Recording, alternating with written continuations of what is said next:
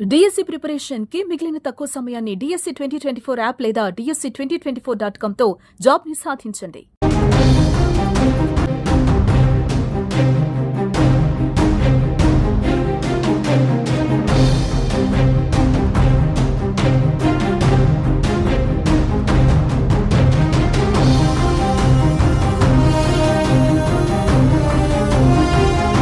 కశ్మీర్లోని పహల్గాం దాడికి భారత్ ప్రతీకారం తీర్చుకుంది.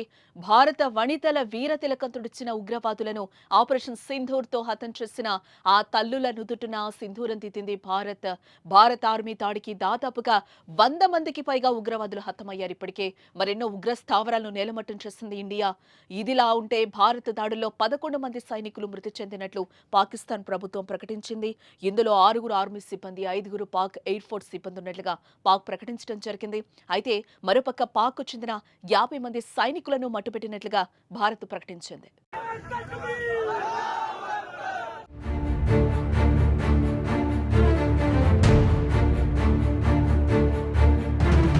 అయితే భారతదేశం చేతిలో ఓడిపోయిన తర్వాత పాకిస్తాన్ తన వైఫల్యాల ఓటమిని ప్రపంచానికి దాచిపెట్టడానికి ప్రయత్నిస్తోంది.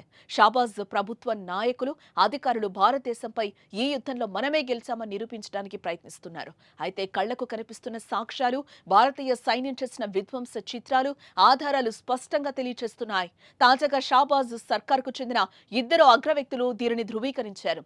పాకిస్తాన్ పంజాబ్ ప్రావిన్స్ ముఖ్యమంత్రి నవాజ్ షరీఫ్ కుమార్తె మరియం నవాజ్, ఆర్మీ చీఫ్ ఆసిం మునీర్ భారతదేశం ప్రతీకార దాడుల్లో గాయపడిన సైనికులను పరామర్శించారు.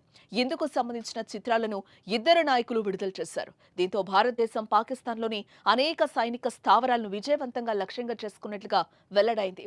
ఆపరేషన్ సింధూర్లో గాయపడిన పాకిస్తాన్ ఆర్మీ సైనికులను ఆసిం మునీర్ పరామర్శించారు. LOC ఆర్టిలరీ కాల్పుల్లో వివిధ వైమానిక స్థావరాలపై దాడుల్లో మరణించిన పాకిస్తాన్ ఆర్మీ సైనికుల పేర్లను ఆయన ఎందుకు వెల్లడించడం లేదు.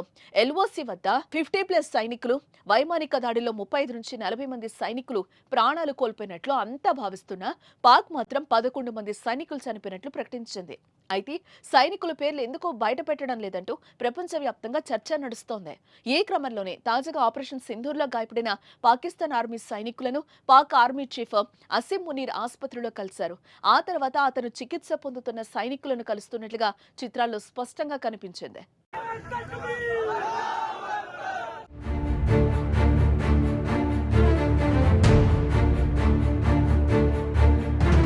ఇకపోతే పాక్ వైఖరి ఎప్పుడు పిల్లిని పులిగా చూపించే ప్రయత్నం చేస్తుంది. భారత్ చేతిలో ఘోరంగా ఓడిపోయి ఓటమిని అంగీకరించి భారత్తో కాళ్లబేరానికి వచ్చిన పాకిస్తాన్ తన ప్రజల ముందు తామే గెలిచామంటూ సంబరాలు చేసుకుంది. పాక్లోని ఓ పెద్ద మనిషి ఓ అడుగు ముందుకు వేసి విక్టరీ ర్యాలీ నిర్వహించారు. అయితే ప్రజలు పిచ్చివాళ్లు కాదు, సింహం ముందు గుంటనక్క ఎప్పటికీ గెలవదని వారికి తెలీదా? అందుకే ఆ ర్యాలీని చూసిన జనం నవ్వుకున్నారు. అయితే మరోసారి నవ్వుల పాలయ్యే విధంగా భారత్ దాడిలో 11 మంది సైనికులు మాత్రమే మృతి చెందారంటూ మరోసారి తప్పుడు లెక్కలతో సరిపెట్టుకుంది.